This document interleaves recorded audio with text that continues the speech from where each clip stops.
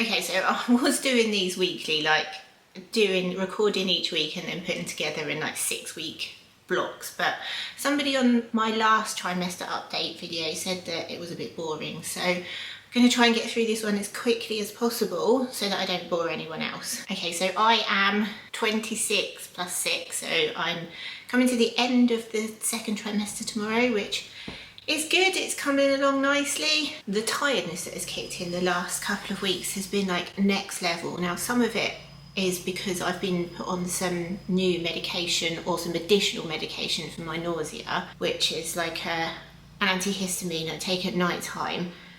But I don't know where the rest of it's come from, because it is like, it's a tiredness that I can't describe. It's not a tiredness that I can remember feeling before. I probably got it last time, but oh, it's rough. It is really rough. I'm in bed at 8 o'clock at the latest every single night. I'm really sorry about that noise. This is literally doing me in. We've been here 3 months now and it's still a building site, and that's still every single day, all day. I am still feeling really sick, and I've fully accepted that I'm going to have that all the way through now.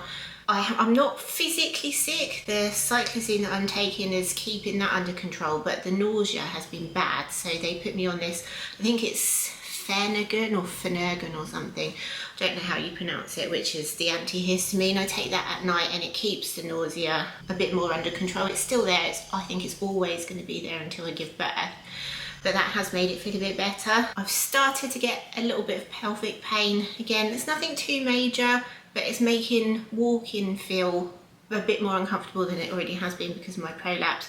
And also moving sideways. When I said that to John a couple of days ago, he was like, yeah, but you're not a crab, it doesn't matter. And you don't need to move sideways that often, but it's things like trying to get out of the car and stuff, like moving your legs that way. It feels like it feels like my pelvic bones are like grinding together. It's really uncomfortable, and I should imagine that that's not going to get any better over the next, 11, 12 weeks. So that's something to really look forward to there. Now I keep getting like muscle cramps, really weird muscle cramps, like dead arms and dead legs. The other day I put Isabel to bed and she fell asleep here, just on my bicep, and for the next couple of days I couldn't move this arm.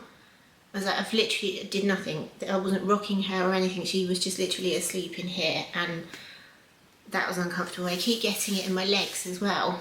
And to start with, I thought maybe I'd injected my insulin wrong, but I don't think it was that, because it's happened a couple of times now and they're quite uncomfortable. They stop me from sleeping and it's ridiculous because it's like literally just a muscle cramp, but bloody hell, it hurts. I'm still out of breath as well. Like, I try and talk and try and like get this done as quickly as possible, and I'm like, oh. The needing to pee all the time has kicked in. I was doing okay in the fact that I could get through pretty much the majority of the night without needing to get up and pee, but it seems to be now about 3 o'clock that I have to give in and get up, and it makes it really difficult with these tablets I'm taking. They're like completely knocking me out at night time, which is nice. It's got rid of the majority of any pregnancy insomnia, but when I wake up needing to pee, I'm literally like, I stagger out of bed and no idea what's going on or anything. Luckily, I've got an ensuite, so it's literally like a 3-minute walk. It's like a 3-step walk. It's really annoying as well, because sometimes it's like, oh, I really need to go. It's like a tiny dribble, so pointless. So obviously my bladder is getting smaller and smaller and smaller. I'm on insulin for my gestational diabetes. I'm currently taking 16 units in the morning, 16 units in the evening. That's slow release. It's because I can't get my fasting levels to like sort themselves out. My blood sugar needs to be under 5.3, and I'll get them under that for a couple of days and then they'll start creeping up again. So then I have to put my insulin up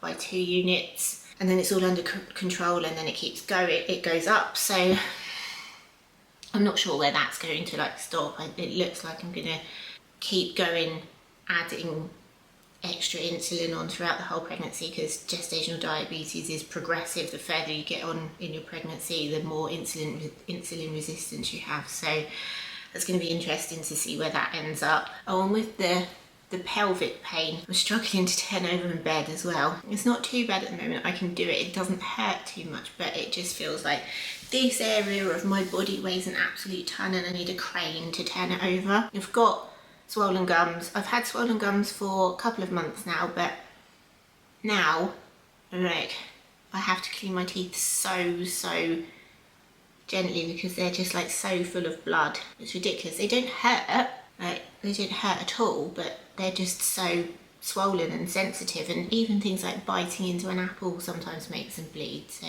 I remember that from last time, and that did go away. I'm not too worried about that. Hopefully my teeth will last and they'll be okay. Baby is very, very active. Like I can feel her moving quite a lot, considering how long she's still got to grow and get stronger. It's quite a lot of movement in there. But whenever I go to the midwife, they ask if she's like settled into a pattern, and she does. She has settled into a pattern. So it's mainly like when I go to bed, it's time to sleep, she's awake. But also when I'm like, whenever I eat, she's moving about, and if I sit down, then she's moving. But she also responds to sounds as well. So if I like need to answer Isabel or John in a different room and I raise my voice slightly, it sometimes makes her jump. And we were at the house the other day doing John was like drilling into the walls and stuff, and obviously she could hear it, so she was like moving about in there. But she also responds to Isabel as well, so if Isabel's like talking quite loudly or she comes over and talks to her, she's responding to her, and that's just like the cutest thing to see. It's really cute. But yeah, she seems to be fine in there, and I've got a scan coming up, a growth scan at 28 weeks to make sure that she's okay, so that's next week, which is good. I'm starting to get like the itchiness where my skin's stretching. Like it's not anything to be concerned about, it's just a tiny bit, but you can almost like feel your skin stretching, and it's almost like anything is kind of annoying, but not annoying enough that I need to be concerned about it. Oh, and the constipation. I was doing all right with that. I was getting through that absolutely fine. I was managing that I was taking collagen, and magnesium citrate seems to help my digestive system, but all of a sudden it's just packed up and it is uncomfortable. With the GD diet, I can't take prune juice, or I can't have Weetabix or anything like that. So the only thing that I found that's working for me at the moment is lactulose. That may be a little bit too much information for you, but I think constipation is very, very common at this stage, because according to like the NHS and stuff, it's the relaxing in your body is just slowing everything down, relaxing your muscles, which means that your digestive system slows down. So that's horrible, and that like adds to the bloated feeling. I have finally started to do a baby list of like what we need and trying to work out what we've got left. So we did sell quite a few of Isabel's like the bigger stuff a couple of years ago, because I hadn't planned on having any more children. So like things like her next to me and the high chair we sold. And then we've got a lot of stuff that didn't survive. Although it survived the fire, it didn't survive the insurance company leaving like all the fire damage in the house for 10 weeks, and like soot has eaten through like the changing table, and there's all sorts of stuff that we don't have anymore. But all of the baby clothes, I'm just looking down there because I've got them out, ready to start sorting them out. All of the baby clothes survived because they were vacuum packed and they were boxed as well. So that's good. But I've done a list of what we need to get, and I'm trying to work out like what we've still got, and because I just haven't had a chance to think about that. And this house that we're in at the moment, there isn't anywhere to set up any of the baby stuff. So I'm like, I can't get it yet. The house isn't ready.